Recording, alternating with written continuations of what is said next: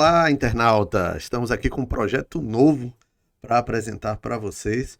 É o projeto da deputada federal Lídice da Mata, coordenadora da bancada da Bahia, que é o Diga aí, Lídice, é um podcast onde a deputada federal Lídice da Mata vai falar sobre um resumo da semana de tudo que aconteceu em Brasília, o que está acontecendo na política local. Ela que, além de deputada, coordenadora da bancada baiana, é também presidente do PSB da Bahia. Olá, deputada, bem-vinda a esse novo projeto. Muita alegria aí recebê-la.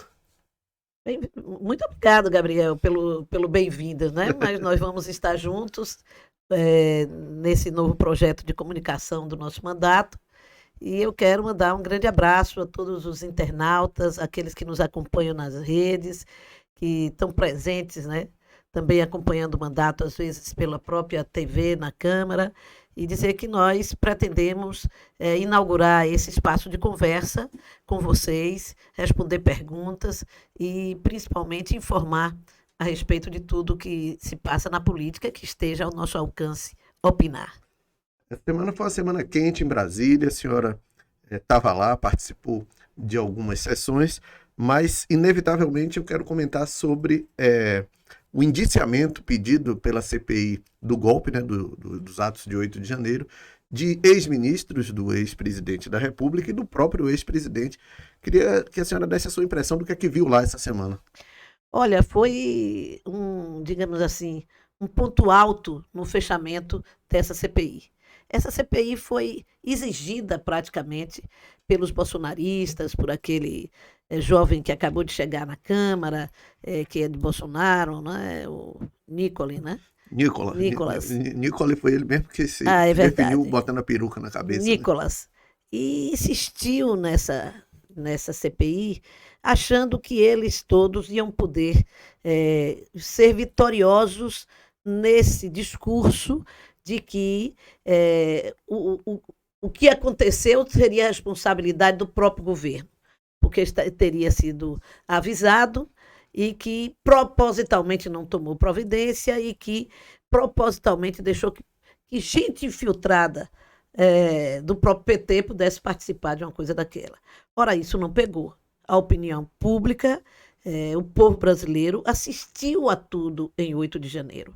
Viu ao longo de mais de um mês as pessoas se juntando nas portas dos quartéis, preparando manifestações e, mais do que isso, bomba que foi achada para explodir no aeroporto de Brasília. Caminhão-bomba.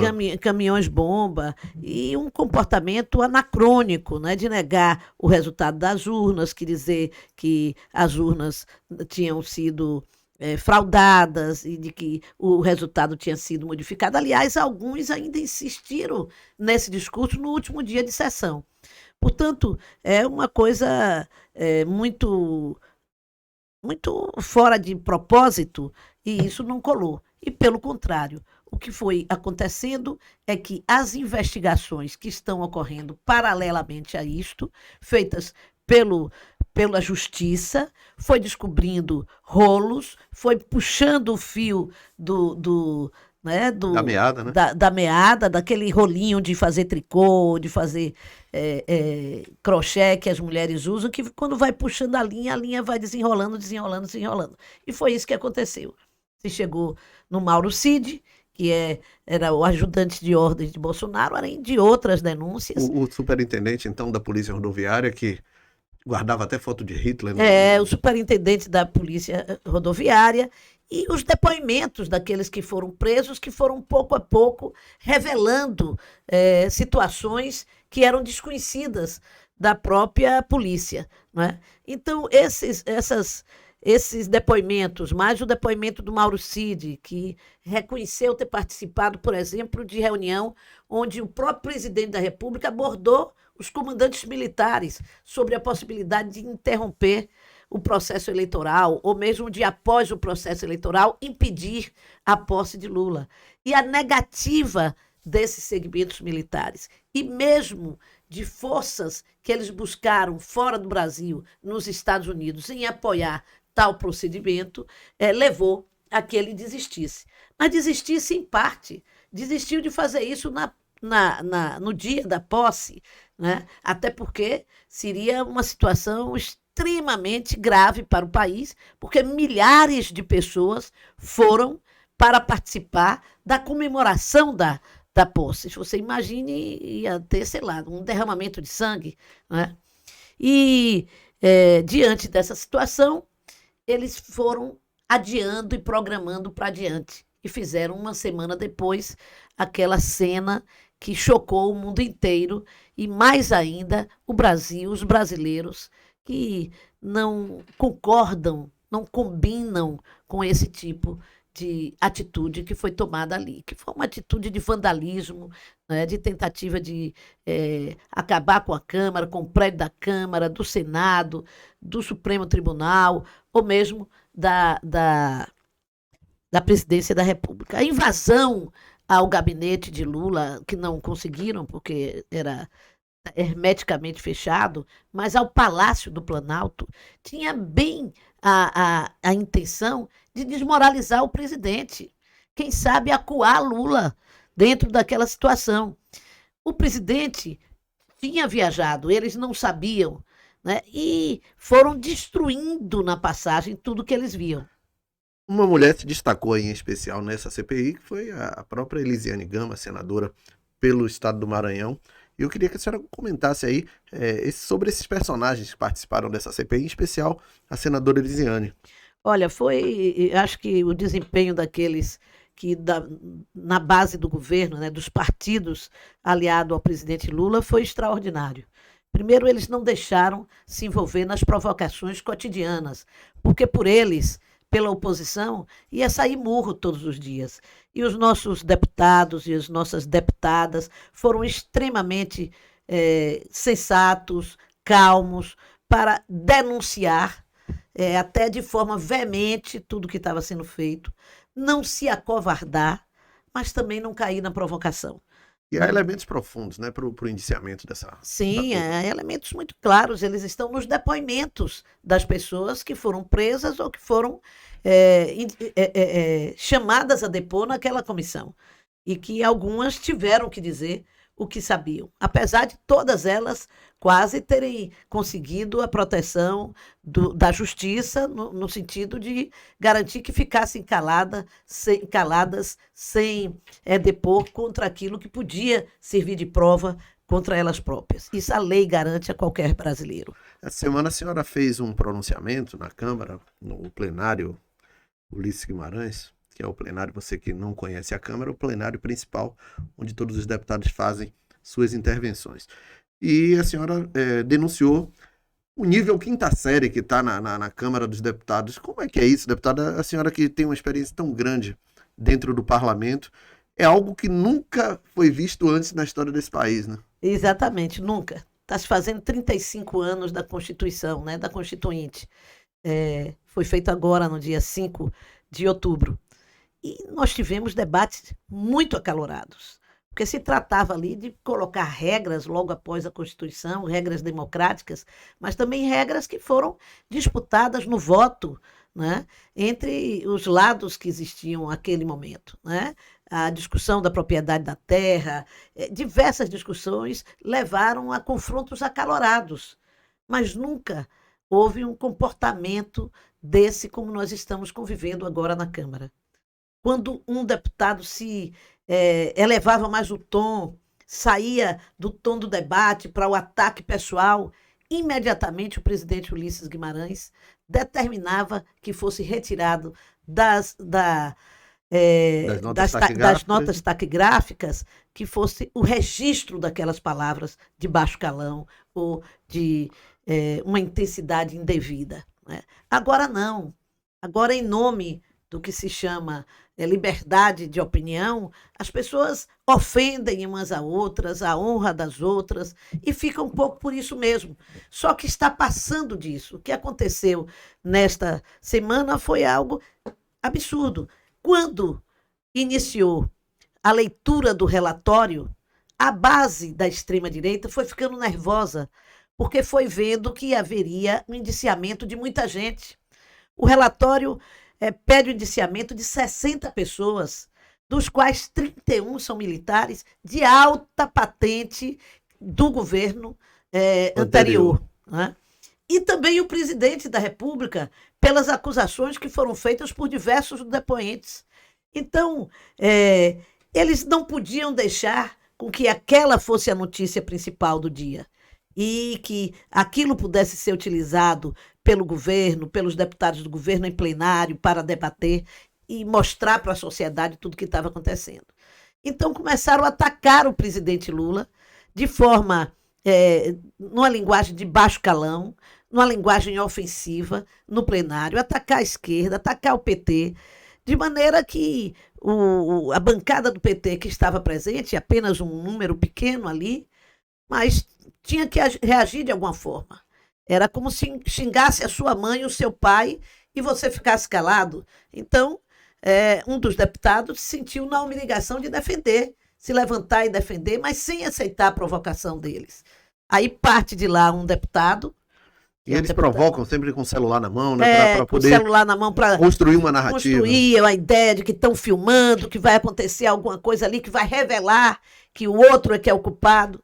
Então, eles partem agora, assim, para falar com os deputados muito de perto, para levar um enfrentamento político, a acusar o deputado, a chamar de bandido, a chamar de assassino, a chamar de ladrão, a poucos metros um do outro. Jogando aquele bafo de extrema-direita. Jogando um bafo de onça, né, como o povo diria nos meus tempos de juventude. Né? E fazendo isso numa coisa muito provocativa. É preciso ter muita paciência, muita serenidade para conviver com aquilo sem reagir. Nós, no entanto, estamos vivendo um novo aprendizado, que é o enfrentamento disso, respondendo com altivez, com dignidade, mas se mantendo afastado fisicamente dessas pessoas. Né? E então, naquele momento, nós tínhamos acabado de ter uma situação dessa, onde o presidente da casa não está presente, está viajando. A senhora chegou a pedir que não tenha a sessão quando não tiver pauta, né? Exatamente. O vice-presidente não estava presente, que é o presidente executivo, em substituto, e estava sendo dirigida a mesa por um companheiro muito competente, muito experiente, que é o deputado pelo Rio Grande do Sul, o deputado do PDT, esqueci o nome dele agora, no Rio Grande do Sul, que se veste de gaúcho, assim, Pompeu de Matos, meu querido amigo, que foi funcionário do Banco do Brasil, como meu pai. E ele ficou pedindo calma, e as pessoas, tivemos que chamar os seguranças, porque eles se colocavam numa situação de realmente, correndo o risco de, se a pessoa não reagir, levar um tapa. Né? Então, ele pediu paciência, por favor, vamos diminuir digamos assim, a temperatura do plenário, e eu então falei depois daquilo, né? E falei tentando acalmar, né? Tentando acalmar, dizendo que não é possível que a gente continue aceitando esse tipo de provocação. E já a gente vai falar aqui no Diga aí, Lídice, ela falou em baixar a temperatura, mas a gente vai falar de momentos aí da trajetória da deputada de alta temperatura. Já a gente tem uma história muito interessante aqui para contar para vocês que acompanham o trabalho dela. Esta semana, o FMI anunciou que o Brasil pode, ainda este ano, voltar a figurar entre as 10 maiores economias do mundo, especificamente a nona. O Brasil que caiu muito durante o governo anterior e que esse ano apresenta uma recuperação em diversos setores. Né? A própria moeda norte-americana está abaixo do patamar que teve no passado, o preço do combustível está mais barato, o preço da carne, dos alimentos, a inflação está sob controle. E a gente gostaria de saber, deputada, que avaliação a senhora faz desses 10, quase 11 primeiros meses do governo Lula? Olha, eu acho que você já deu aí um roteiro desse balanço, né? Nós vivemos momentos difíceis na relação com o Congresso Nacional, um Congresso que estava acostumado a uma relação com o outro governo baseada no RP9, que é o orçamento secreto, no uso do orçamento secreto para recompensar a sua base e a míngua da execução das emendas daqueles que não concordavam com o governo. Né? Isso foi um início de uma conversa muito difícil, porque o presidente Lula exigia um diálogo em outro nível, né? Mas as coisas foram se amoldando, né? Foram se organizando. O presidente cedendo numa conversa com os partidos políticos, na sua participação no governo, e, ao mesmo tempo, o outro lado cedendo para que pudesse votar em posições que são caras ao governo do presidente Lula. Uma delas, ou talvez a principal delas, é a ideia de colocar o pobre no orçamento da União. O que quer dizer isso? É colocar recursos para o Bolsa Família, é colocar recurso para o Sistema Único de Assistência Social, né, que se incorpora nessa discussão do Bolsa Família, é ter o dinheiro para a descentralização dos recursos da cultura, para chegar na mão daqueles que precisam trabalhar, a economia, a cultura como parte integrante da economia criativa, é um dos principais vetores. A educação pública também volta para o orçamento. A educação pública voltou para o orçamento, a saúde pública voltou para o orçamento. Então, aquelas áreas que estavam sendo destruídas pelo governo de Bolsonaro. E alguns pensavam que era assim, não, está destruída porque ele não gosta. Não é porque ele não gostasse, é porque ele queria implantar um outro tipo de projeto. No lugar da educação pública, a educação privada e cara. No lugar da saúde pública, a saúde privada e cara. Ou seja, que o povo não tivesse acesso à saúde nem à educação no nosso país. E aí, isso tudo custa. O presidente, no entanto, conseguiu algo que ninguém conseguiu antes dele, que foi antes mesmo de assumir a presidência da República, durante o final do ano anterior, ele já conseguiu negociar o novo orçamento, né? Um orçamento que rompeu o limite do teto de gastos para iniciar um ano podendo fazer aquilo que o presidente prometeu ao povo, especialmente com o Bolsa Família, com o aumento do valor do Bolsa Família, reconfiguração do Bolsa Família e também o salário mínimo. E como é que está a relação do presidente com a Câmara dos Deputados, em especial? Olha, eu acho que quem conversa com o presidente dificilmente sai insatisfeito. O presidente Lula tem essa capacidade de convencer o outro dos seus propósitos legítimos. Mas o governo não pode ser a Câmara ou o Senado todo dia conversando com o presidente. O presidente precisa fazer outras coisas. O presidente teve uma ação extremamente difícil, que foi recuperar a imagem do Brasil fora do Brasil. Eles batem nisso e a população fica sem entender direito por que é que o presidente viaja. O presidente viaja porque precisa atrair novos investimentos para o nosso país. O presidente viaja porque precisa tirar a imagem muito ruim que o ex-presidente fez do Brasil lá fora.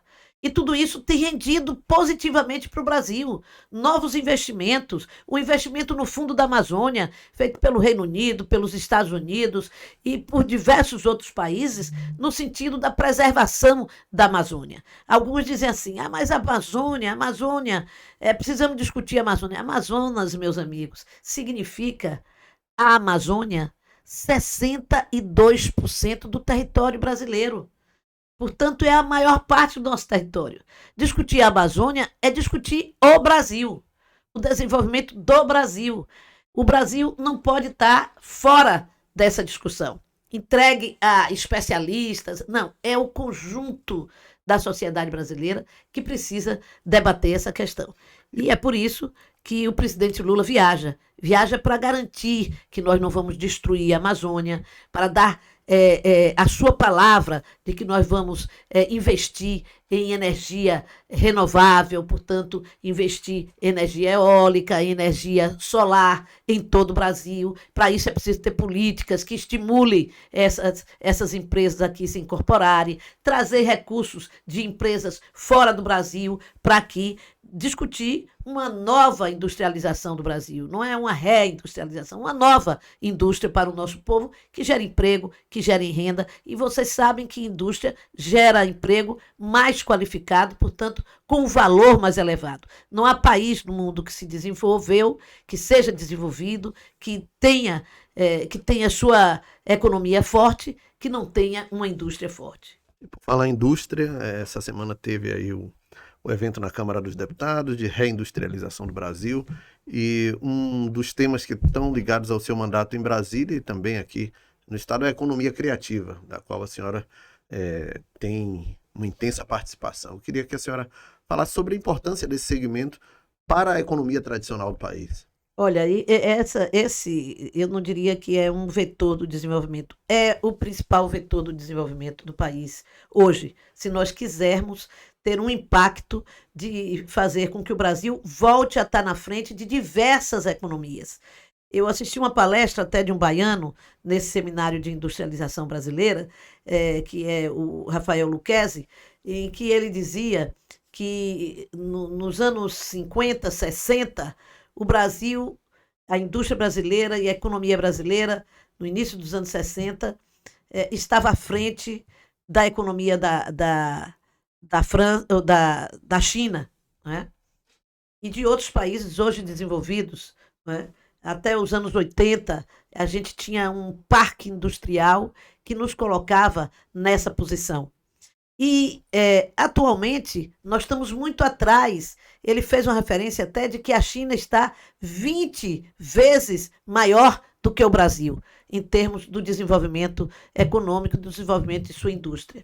Ou nós assumimos, como a China está fazendo, uma referência clara de que nós não vamos estar fazendo desenvolvimento apenas voltado para atrair empresas do parque automotivo, ou seja, apenas fazendo automóveis, mas investindo numa indústria moderna, de alta tecnologia, de novas tecnologias, de inovação, as novas economias que estão surgindo, a economia verde, a economia circular, a economia criativa, todas são novas formas de organização da economia. Há algum tempo se resistiu também a dizer que a cultura era uma economia, né?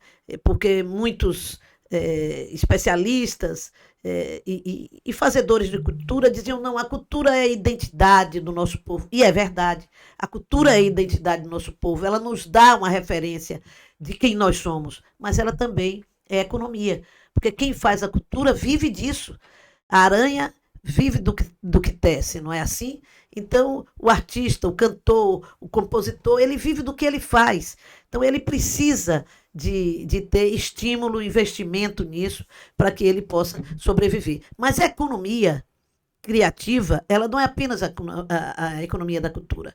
Ela é tudo que diz respeito à inovação, a tecnologias novas, ela é tudo que diz respeito à criação. Então, a própria inteligência artificial que está na moda aí exato. Agora. Né? A própria moda, você falando em moda, ela antes de ter essa blusa, essa camisa sua, tem alguém lá que faz o design dessa roupa. Esse design é economia criativa, ele vem da criatividade do ser humano, né?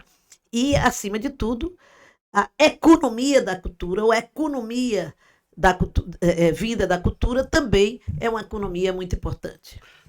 Vamos sair de Brasília agora a gente vai falar aqui sobre política, em especial sobre o estado da Bahia, como é que o PSB está se preparando, deputada, para as eleições de 2024, onde a gente vai, todos os eventos que a gente chega, evento com o governador, evento com a senhora sozinha. A própria imprensa antecipou o debate de 2024 e como é que o PSB está se preparando. A gente tem acompanhado, vamos primeiro falar do estado, depois a gente vai falar de Salvador, mas o PSB está se movimentando, né? O PSB e o governo, todos os partidos estão se movimentando. Alguns dizem, está tudo atrasado. Não está atrasado nada, gente. É claro que se nós estivéssemos em junho fazendo seminários, e olha, o PSB estava desde julho, mas estivéssemos fazendo seminários de todos os partidos, discutindo nomes na sociedade, etc., talvez estivesse mais adiantado a decisão de um nome. Mas não é um nome que faz a campanha eleitoral. A campanha eleitoral é feita de outros compromissos com a população.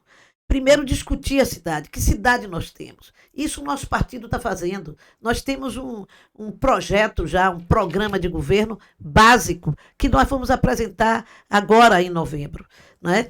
Para os partidos discutirem, para a sociedade conhecer, com alguns pontos sobre a cidade que nós amadurecemos nesse tempo.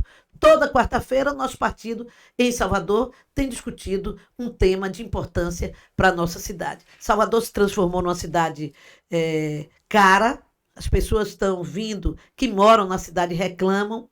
Nós perdemos mais de 250 mil habitantes nos últimos 10 anos. E perdemos por quê? Porque é caro viver em Salvador, porque falta oportunidade, porque a geração de emprego em Salvador só se dá para trabalhar em farmácia, que é o único comércio que cresce, e supermercado, né? Ou seja, uma empregabilidade que não absorve a mão de obra de nível superior que sai das universidades, que triplicaram em termos de vaga em nosso estado nesses 10 anos. Não há um nível de qualificação maior para que você possa participar desse mercado de trabalho. E nós precisamos de empregos qualificados, porque emprego qualificado significa salários qualificados, significa girar, melhor dizendo, a economia numa outra direção. Então, Salvador é uma cidade que precisa refletir sobre a sua qualidade de vida, né? Muita gente na pandemia também se mudou de Salvador, porque não via na cidade uma possibilidade de uma convivência com a natureza, de uma convivência harmoniosa com a natureza e com espaços da cidade em que pudesse dividir. Aí você vai dizer, mas na pandemia não se estava na rua, mas estava, a pessoa começa a pensar sobre como é que ela sai, para onde é que ela vai. Começa até a reparar mais as coisas. A reparar mais as coisas. Deputada, como é que a senhora está vendo aí essa é uma pergunta de Reinaldo Oliveira, do site bahia.ba. Ele fala que o secretário de Relações Institucionais do governo, o ex-deputado Luiz Caetano, ex-prefeito de Camaçari, diz que é preciso ainda amadurecer a unidade do grupo político para poder definir a candidatura. O que é que a senhora achou dessa declaração, se a senhora concorda com isso? Sensata. Eu acho sensata. Eu vinha dizendo isso já há algum tempo. Alguns companheiros vinham falando, vamos decidir em agosto, vamos decidir em setembro. Como decidir em setembro e agosto? Quem tem que decidir imediatamente é o lado de lá, que está no governo. Quem está no governo, imediatamente já tem um substituto. Nós não, nós estamos na oposição. Nós temos que refletir sobre a cidade, apresentar um projeto sobre a cidade, depois discutir os nomes que estão à nossa disposição para levarem adiante aquele projeto. E nós temos muito bons nomes. E não podemos selecionar esses nomes porque um tem um cabelo azul, outro tem um cabelo vermelho, outro tem um olho amarelo, outro tem... Não, nós precisamos fazer isso conversando, né? Estabelecendo acordos políticos. Não se inventa a roda a essa altura em 2021. Ou em 23. O que nós temos que fazer é sentar e ver qual é a candidatura que pode mais agregar tanto os partidos políticos quanto a população em geral em torno desse novo programa. E digo a verdade, eu estou animada para a ideia de que nós possamos ter uma candidatura que dê trabalho ao governo municipal de enfrentar. O governo municipal, a senhora acha que está num clima de já ganhou, igual estava o ex-prefeito ACM Neto quando era candidato ao governo? Mas eu não tenho dúvida. Basta ver as entrevistas, que apesar de todos se dizerem, não somos humildes, muito humildes, nós somos humildes, mas tratam a oposição como se fosse... Humildade com soberba. Exatamente, é uma boa expressão, uma humildade com soberba. Como minha mãe, que tinha uma expressão assemelhada a essa, que ela dizia que tinha saudade aliviada quando os filhos, no período de férias dos filhos, né? Porque era aquela saudade real que dá na mão, mas ao mesmo tempo um alívio por poder descansar de 5 crianças enlouquecendo sua casa, né? Gabriela, do site Bahia Econômica, pergunta aqui, Deputado, o que é que a senhora acha do nome do vice-governador Geraldo Júnior para o Palácio Tomé de Souza? A senhora considera uma boa opção? Eu considero que o nome do vice-governador é um nome que tem legitimidade dentro do nosso grupo para concorrer. Por que tem legitimidade? Porque foi vereador 4 mandatos, porque foi presidente da Câmara, desempenhando um papel muito importante dentro do Legislativo, e porque nesta posição rompeu com o outro lado, veio para a nossa campanha, quando a campanha ainda Estava desacreditado? era desacreditada e o outro lado tinha 60% nas chamadas pesquisas, né? E veio, portanto, sem esperar nada.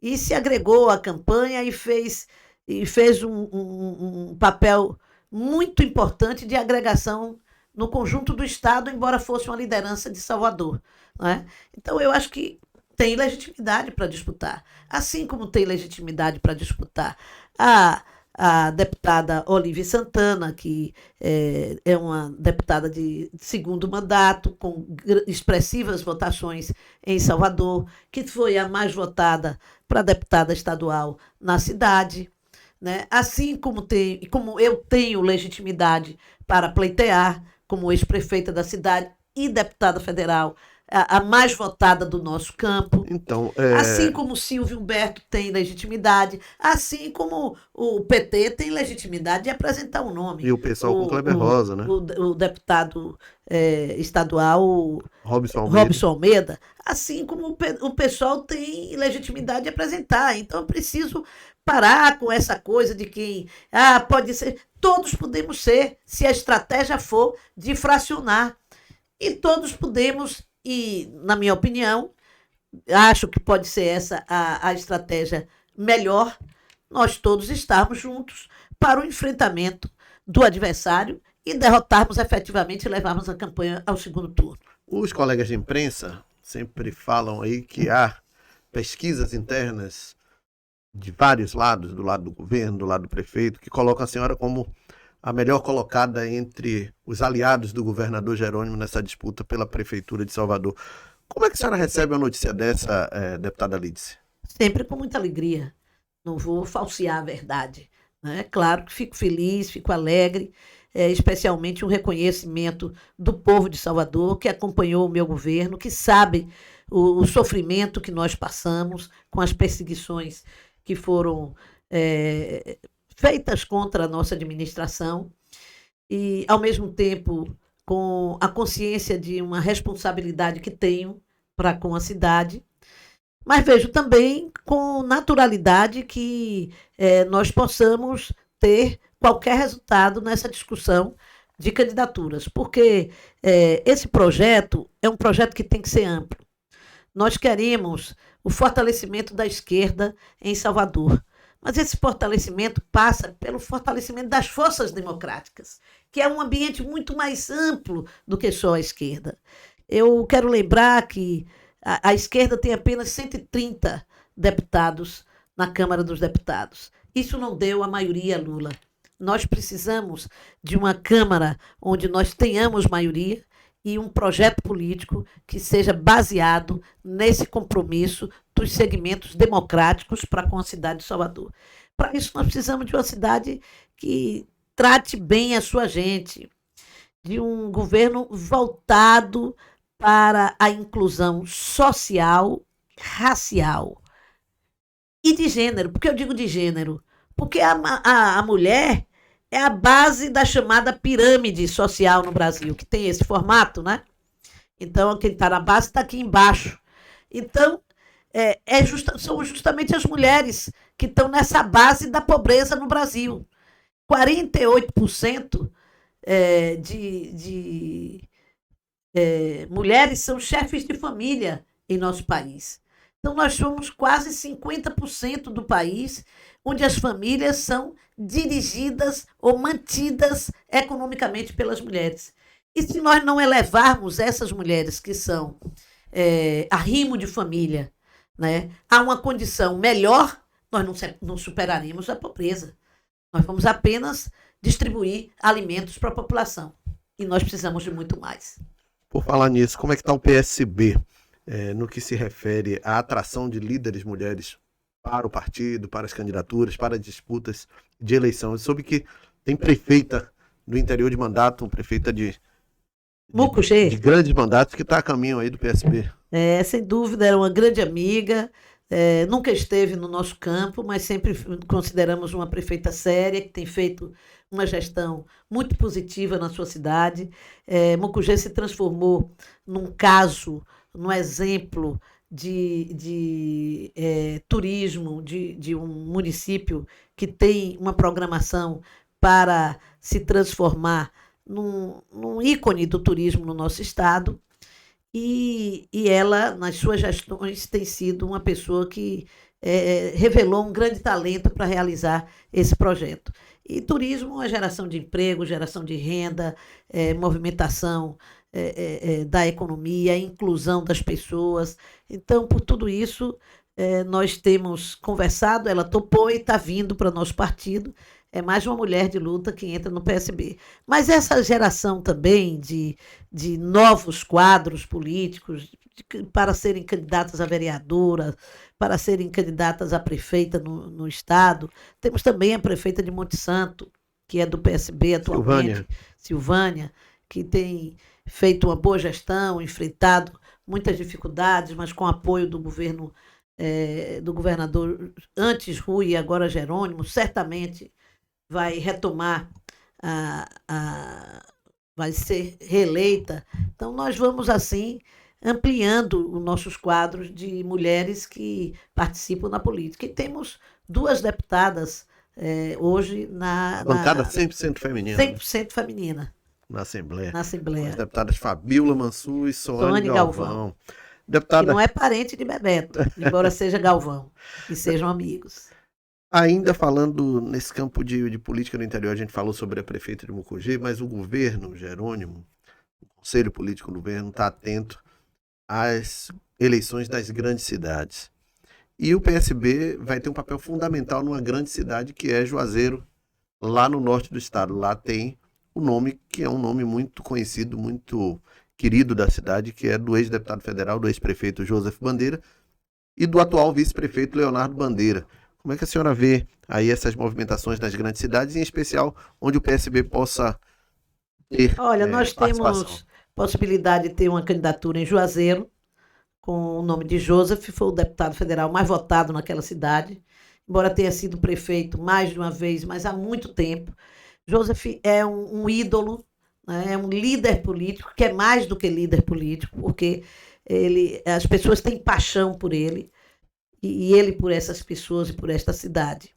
Nós temos a possibilidade de ter um candidato a prefeito no PSB, em Irecê. O prefeito Elmo encerra seu mandato com uma aprovação muito grande e com condição de nos organizar uma candidatura pelo PSB, que também dê continuidade ao projeto político iniciado por ele, que, sem dúvida, fez com que Irecê desse um pulo na qualidade de vida. Eu que frequento a cidade, que frequento há muitos e muitos anos, desde antes de Beto Leles e depois de Beto Leles, não há ninguém na Bahia que viva essa vida das cidades no interior que possa não reconhecer o desenvolvimento que Irecê teve, principalmente nesses últimos 8 anos. Brumado também? Brumado, nós temos 3 candidaturas em Brumado, são 4 na nossa base, mas das 4, 3 estão no PSB, dentre eles,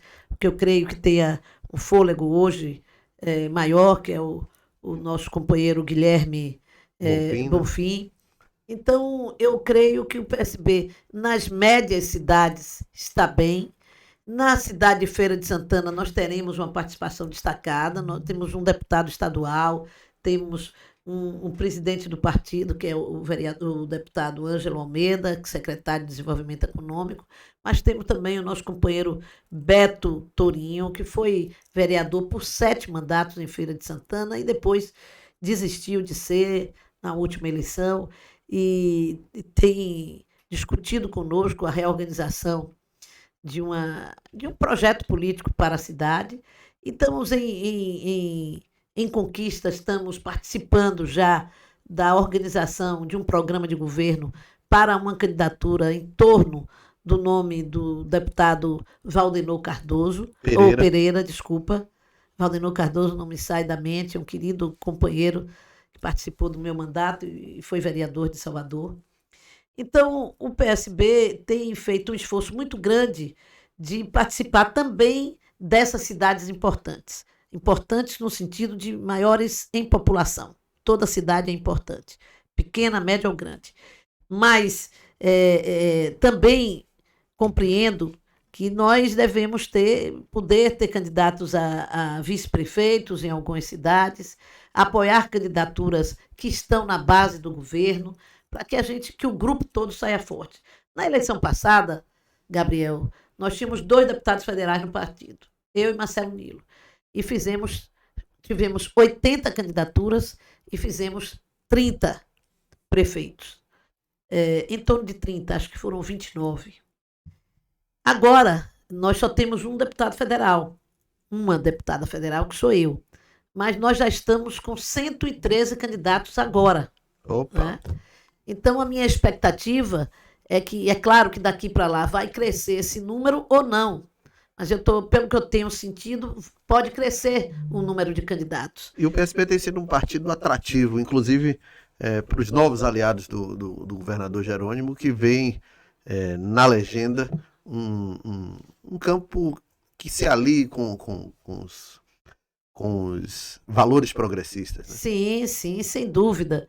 É um partido leve, um partido e digo leve porque é uma legenda leve, é uma legenda que tem um posicionamento de centro-esquerda, né, mas que cuida, acompanha muito os mandatos dos prefeitos e que tem todo o desejo de crescer com o apoio ao governador Jerônimo, com aqueles que vêm para apoiar o governador Jerônimo. E é um partido de grife, né? Tem a deputada Lides, tem o vice-presidente Geraldo Alckmin, dentre outros quadros. Tem o ministro Dino, que eu considero um dos mais destacados ministros do governo Lula, por isso é tão atacado pela oposição.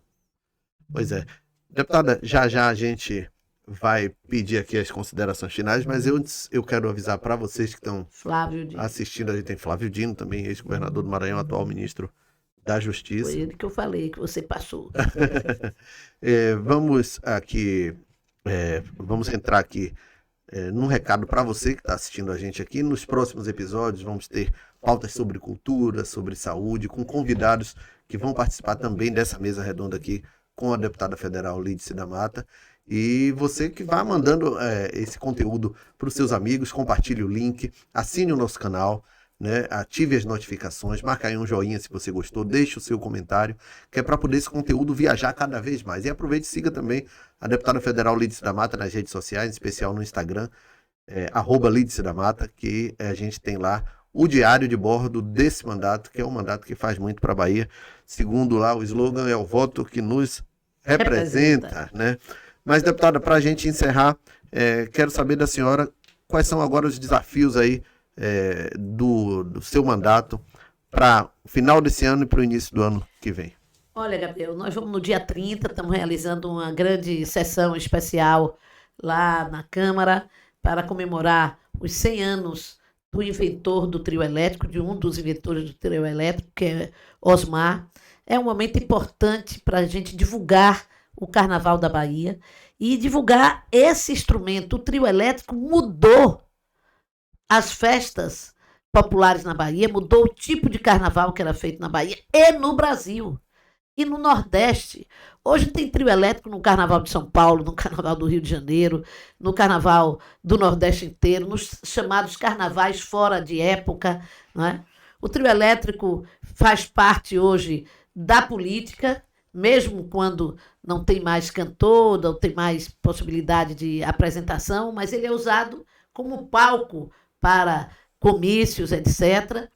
Então, o trio elétrico, aquela fubica elétrica criada por Dodô e Osmar, se transformou totalmente e transformou a forma de fazer eventos e fazer especialmente o carnaval na nossa terra. Vai ser no dia 30, às 9 da manhã ou 10? Não, vai ser no dia 30, às 16 horas, vai ser na às 16 Câmara horas, dos no Deputados, no plenário da Câmara. Mas nós vamos lançar logo depois, em novembro, final de novembro, vamos estar lançando a Frente da Economia Criativa.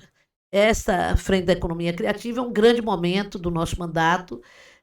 Demorou um pouco, porque nós fomos amadurecendo a ideia da frente e com os novos passos do governo, estamos aprofundando o debate na própria Comissão de Cultura sobre a economia criativa, entendendo a necessidade de formatar um movimento que possa interferir no nosso governo, que possa indicar caminhos para o nosso governo, fortalecer esse veio fundamental da economia. E a Bahia tem tudo para ter esse como vetor central do seu desenvolvimento. Nós temos energia limpa, energia eólica, estamos à frente do maior parque de energia eólica do Brasil, aqui na Bahia, ou da América, né, na América Latina. Nós temos também um grande parque de energia solar. Nós já estamos discutindo o hidrogênio verde. Nós temos o Cimatec na Bahia, que é o maior centro de tecnologia da América Latina, aqui no nosso estado. Então, que vai servir muito a BYD que está chegando, sim, aí, né? Tudo isso é economia criativa.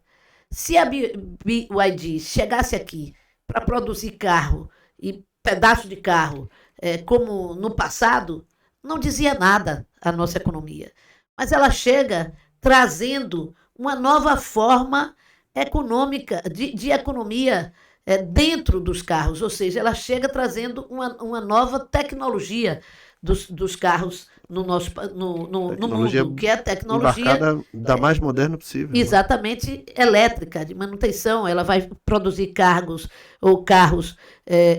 híbridos, que pegue gasolina e o sistema elétrico, e elétrico puro. E, além disso, vai produzir também outros componentes, né, de motor e com isso fortalece outras indústrias de autopeças, de pneumáticos, de tudo. Tanto que já cresceu a indústria de pneus que tinha no polo, já quase dobrou a sua capacidade de produção. Isso é mais emprego qualificado. Salvador não tem solução do ponto de vista de sua economia, porque Salvador nem indústria de outro tipo pode ter. Salvador só pode ser uma cidade que tenha como centro do seu desenvolvimento a economia criativa. O que é economia criativa? É a economia que se dá em torno de toda a cadeia, quase toda a cadeia produtiva da cultura, do turismo, da ciência e tecnologia, da inovação tecnológica, e é isso que Salvador pode ser. E a gente já tem a pauta para os próximos programas, que deputada, o fato de Salvador ter deixado de ser a principal economia do Nordeste e passado a ser a segunda cidade, ou seja, Salvador perdeu muito economicamente. População e perdeu PIB. Exatamente. Nosso Thiago Roxo aí vai botar uma foto aí, o nome da deputada é Lídice da Mata, mas aqui a gente vai arranjar um quadro chamado Lídice da Treta, para a gente sempre falar de alguma coisa aí bastante polêmica aí com a deputada. E a gente escolheu uma foto especial que vai passar na sua tela, você que está assistindo aí, está na nossa tela aqui, que foi uma treta histórica aí da senhora com o então governador da Bahia. Não, na verdade não era nada aí, ele tinha renunciado para ser candidato. Ser candidato ao Senado. Mas o seu grupo tratava como se ele fosse um chefe, um coronel. E o 2 de julho, que é uma festa organizada pelo Instituto, né? Geográfico Histórico, e com o apoio total da Prefeitura Municipal. Essa festa tem essa característica, essa organização. E tinha até esse momento. E aí eles resolveram interferir e impedir que a Prefeitura comandasse. Nessa foto vocês veem que estou eu, prefeita da cidade, Beth, a vice-prefeita, e atrás só tem homem.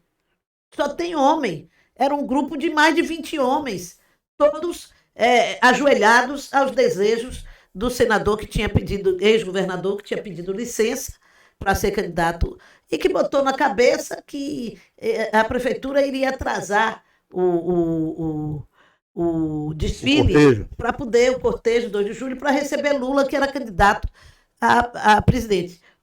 ou, no fundo, estavam com medo de que a presença de Lula ofuscasse completamente a presença deles, que já eram antigos políticos. De jeito nenhum. Ele começou a dizer desaforo e levou o desaforo dele para casa caladinho. É isso, olha, com essa treta aí da deputada Lídice da Mata, na época prefeita de Salvador, a gente encerra o primeiro Diga Aí, Lídice, e para a semana a gente já espera você. Como eu disse, siga aí as nossas redes, acompanhe esse mandato aí, que é o mandato que te representa lá na Câmara Federal. Deputada, muito obrigado, até a semana que vem. Diga aí, gente, vamos esperar vocês na próxima semana.